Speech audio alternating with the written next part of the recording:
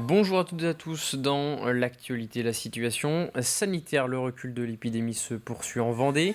Le taux d'incidence est désormais de 73 cas positifs pour 100 000 habitants contre 93 la semaine dernière.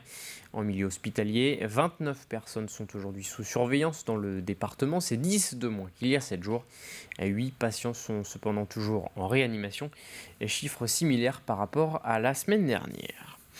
Une crise sanitaire qui attise les tensions, notamment concernant l'obligation vaccinale pour certaines professions. Des manifestations se déroulent chaque week-end pour protester contre cette mesure et contre le pass sanitaire.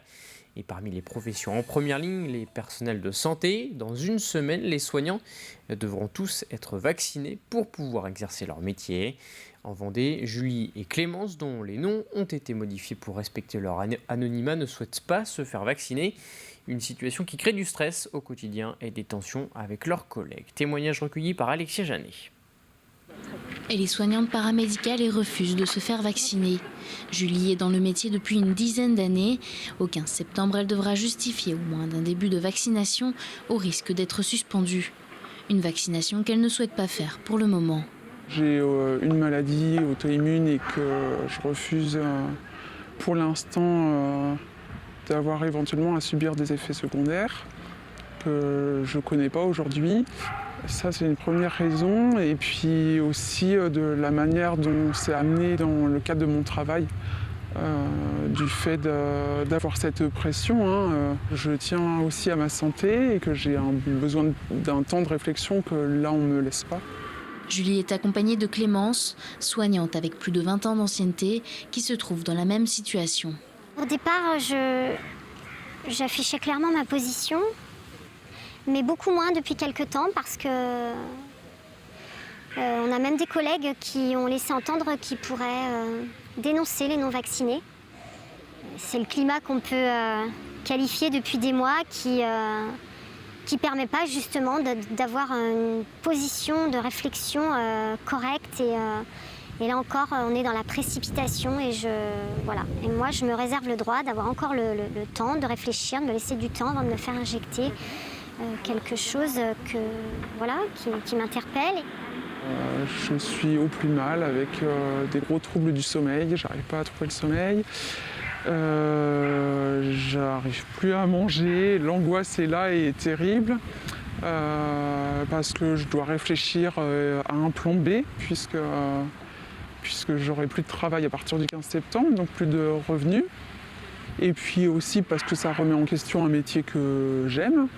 Les deux choix qui s'offrent à nous, c'est soit moi pour ma part, de mettre ma santé en danger, ou encore de mettre ma vie personnelle, professionnelle et donc financière en danger. Donc c'est un choix par élimination, mais qui est pas forcément, ça se fait forcément dans la terreur. Les deux femmes ont eu une réunion avec leur direction cette semaine pour discuter de leur avenir au sein de leur établissement. En sport, le triathlète Léo Bergère et la paratriathlète Gladys Lemoussu de retour des Jeux Olympiques et Paralympiques de Tokyo. Les deux athlètes se sont retrouvés dans leur club de Saint-Jean-de-Mont hier soir pour un entraînement avant deux compétitions importantes le week-end prochain. À l'occasion de rebondir après des contre-performances à Tokyo. Forcément, la déception, elle est bien présente encore va falloir un petit peu de temps encore pour que ça descende encore un peu plus.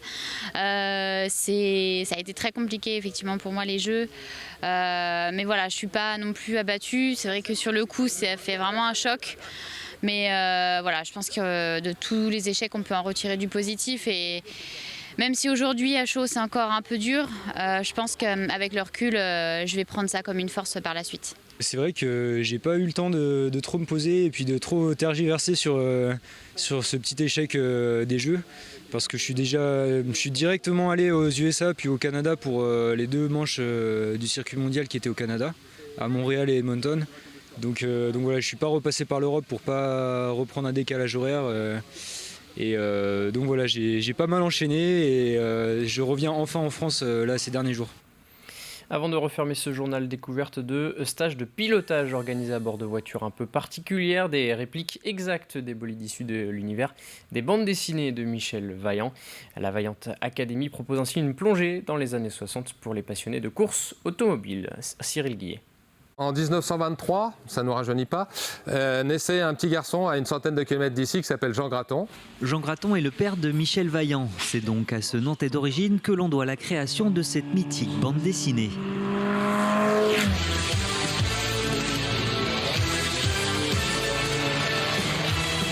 Passer de la fiction à la réalité est désormais possible. La Vaillante Academy propose de se glisser dans la peau de ce héros des années 60 le temps d'une journée. C'est étroit, mais c'est très sympa. Pas facile à rentrer, mais une fois qu'on est calé, c'est bien. Hâte de partir sur la piste. L'idée pour nous, c'est de faire partager cette passion de Michel Vaillant et de la course automobile, mais chacun à son rythme. C'est surtout et avant tout le plaisir de conduite, mais avec une expérience unique qui tourne autour de Michel Vaillant. Et le détail a été poussé jusque sur les combinaisons. Pour ce qui est de la voiture, c'est une reproduction du modèle qui apparaît dans l'album intitulé L'honneur du samouraï. Là, le challenge a été de reprendre les dessins et de pouvoir recréer la carrosserie et tous les détails autour de la voiture de Michel Vaillant. C'est un rapport poids-puissance qui est extrêmement intéressant parce qu'on a du coup la voiture qui fait 420 kg pour un moteur qui fait à peu près 110 chevaux avec un 0 à 100 qui est à peu près à 4 secondes 3, 4 secondes 4. Montée sur un châssis de 1969, elle a largement de quoi laisser sur le carreau une Porsche ou bien encore une Ferrari. Autant dire que les sensations sont au rendez-vous. C'est comme de la Formule 1 en fait, c'est assez incroyable. On a les odeurs, les vibrations, la dureté de la voiture, donc c'est très très physique. On se prend vite au jeu en fait, à partir du moment où on a bien compris. Il y a des sensations de vitesse qui sont très fortes. C'est passionnant, c'est top. De quoi tester ses limites, mais attention, la sortie de piste n'est jamais très loin.